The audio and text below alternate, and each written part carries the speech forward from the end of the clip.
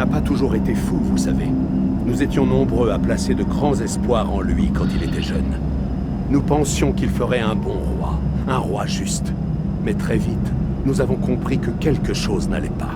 Il était obsédé par le fait de changer la totalité de notre mode de vie.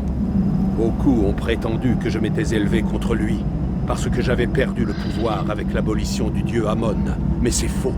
Je l'ai défié, parce qu'il voulait apporter trop de changements, et trop rapidement. Son obsession n'a fait que croître, et le royaume tout entier en a souffert.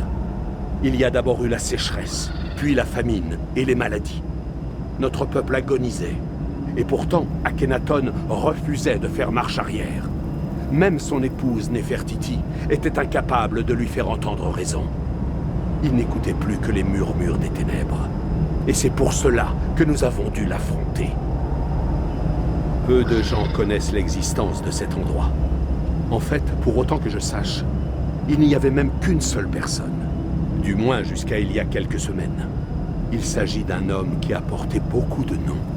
Et j'imagine que vous avez déjà dû le croiser. Il a une longue barbe blanche et porte un bâton.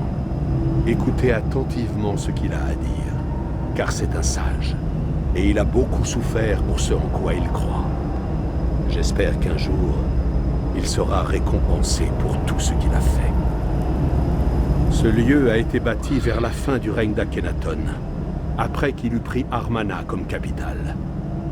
N'est-il pas ironique qu'un homme prétendant vénérer le soleil ait cherché son dieu si loin sous terre? Nul doute qu'il ait trouvé quelque chose qui l'ait fait sombrer plus profondément encore dans la démence.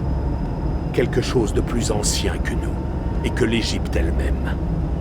Rien de bon n'est jamais sorti d'ici. Et il ne faut pas s'attendre à ce que cela change un jour.